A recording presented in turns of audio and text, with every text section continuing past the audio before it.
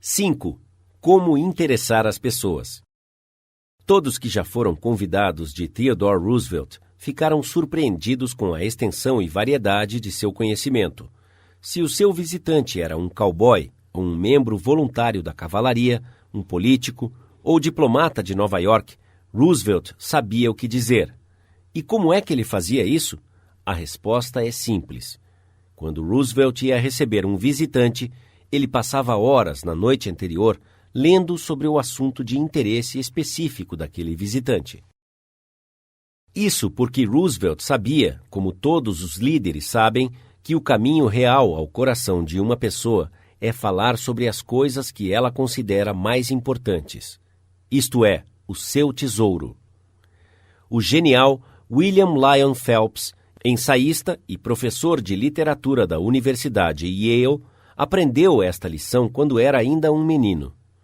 Quando eu tinha 8 anos de idade e estava passando o final de semana na casa da minha tia Libby Linsley, em Stratford-on-the-Housatonic, ele escreveu em seu ensaio sobre a natureza humana: um homem de meia idade veio certa noite e, após uma polida troca de amabilidades com a minha tia, devotou a sua atenção a mim.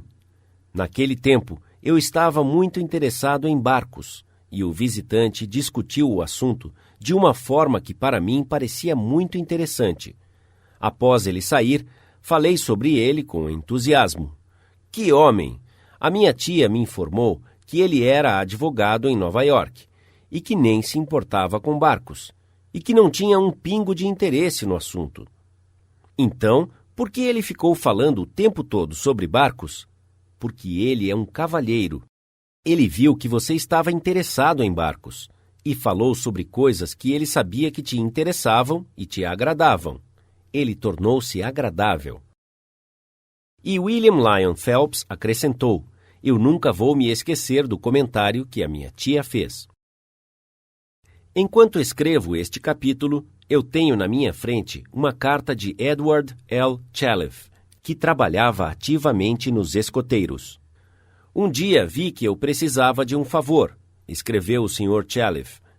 Um grande acampamento de escoteiros estava marcado para breve na Europa, e eu queria que o presidente de uma das maiores empresas da América pagasse as despesas de viagem de um dos meninos. Felizmente, um pouco antes de visitar este homem, eu ouvi dizer que ele havia emitido um cheque de $1 milhão e depois que o cheque foi cancelado, ele havia feito uma moldura para o cheque. Então, a primeira coisa que fiz quando entrei em seu escritório foi pedir para ver o cheque. Um cheque de $1 milhão. Falei-lhe que eu não conhecia ninguém que houvesse emitido um cheque como esse, e eu gostaria de dizer aos meninos que eu havia visto um cheque de $1 milhão. De bom grado, ele o mostrou a mim. Eu o admirei e pedi para ele contar-me o que tinha acontecido para que o cheque fosse emitido. Você percebeu que o Sr. Chalef não começou falando sobre os escoteiros, ou do acampamento na Europa, ou sobre o que ele queria, não é? Ele falou em termos do que interessava ao outro homem. Aqui está o resultado. O homem que eu estava visitando disse: "Ah, sim, sobre o que o senhor queria me ver?" Então, eu contei-lhe. Para minha grande surpresa, o Sr. Chalef prossegue, ele não apenas concordou imediatamente com o que eu havia pedido, mas muito mais. Eu havia pedido para ele enviar apenas um menino à Europa, mas ele enviou 5 meninos e eu. Ele me entregou uma carta de crédito de $1.000 e pediu para que ficássemos na Europa por 7 semanas. Também nos entregou cartas de recomendação aos presidentes das filiais, colocando-os à nossa disposição, e ele mesmo foi nos encontrar em Paris para nos mostrar a cidade. Desde então, ele deu empregos a alguns dos meninos cujos pais eram pobres, e ainda está ativo em nosso grupo. Mas eu sei que se eu não descobrisse o que o interessava e o tivesse aquecido antes, eu não saberia nem 1/10 sobre como abordá-lo.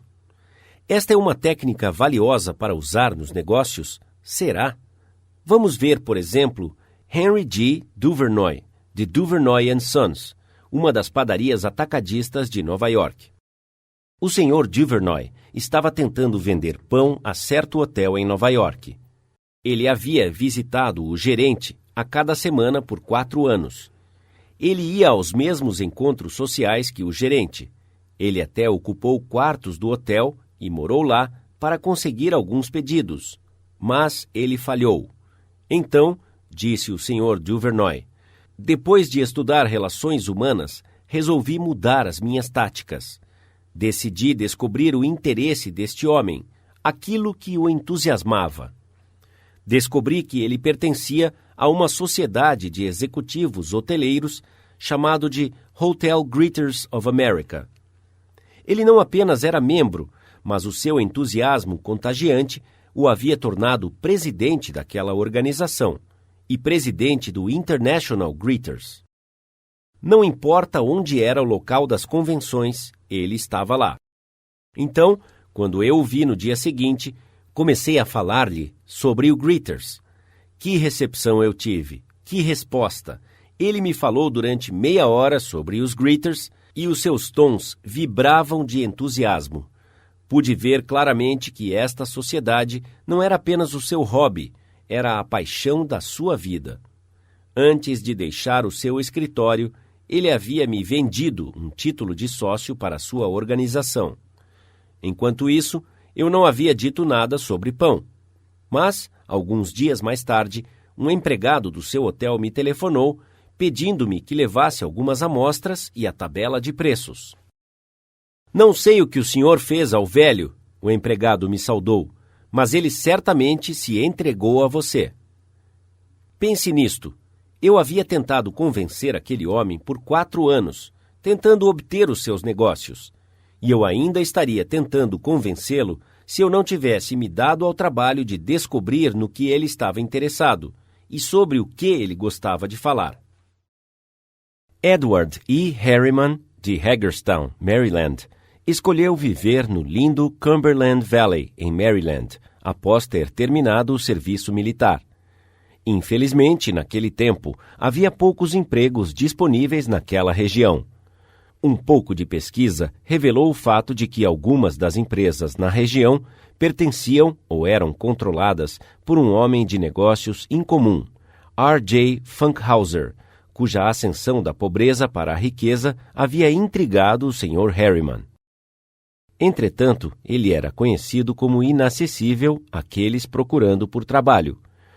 O Sr. Harriman escreveu: eu conversei com várias pessoas e descobri que o seu interesse maior estava ancorado na sua ambição por poder e dinheiro. Já que ele se protegia de pessoas como eu, pelo uso de uma secretária séria e dedicada, eu estudei os seus interesses e objetivos e só então fiz uma visita inesperada ao seu escritório. A secretária havia sido o satélite da órbita do Sr. Funkhauser por cerca de 15 anos. Quando eu lhe falei que tinha uma proposta para ele, que poderia resultar em sucesso financeiro e político, ela ficou entusiasmada.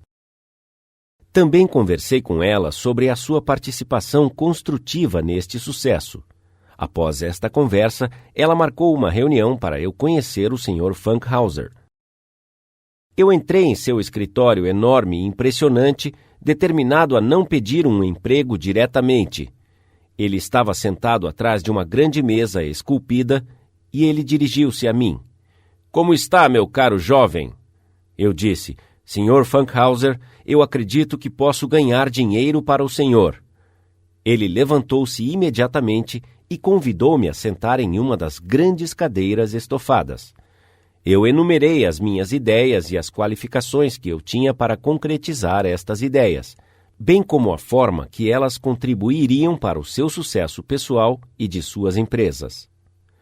R.J., como ele ficou conhecido para mim, me contratou na hora, e por 20 anos eu cresci em suas empresas e nós dois prosperamos. Falando em termos dos interesses das outras pessoas, é vantajoso para os dois lados. Howard Z. Herzig, um líder no campo das comunicações de empregados, sempre seguiu este princípio. Quando perguntado que recompensa ele obtinha disso, o Sr. Herzig respondeu que ele não apenas recebia uma recompensa diferente de cada pessoa, mas que, em geral, a recompensa era o engrandecimento de sua vida, cada vez que ele falava com uma pessoa. Princípio 5. Fale em termos dos interesses da outra pessoa. Outra pessoa.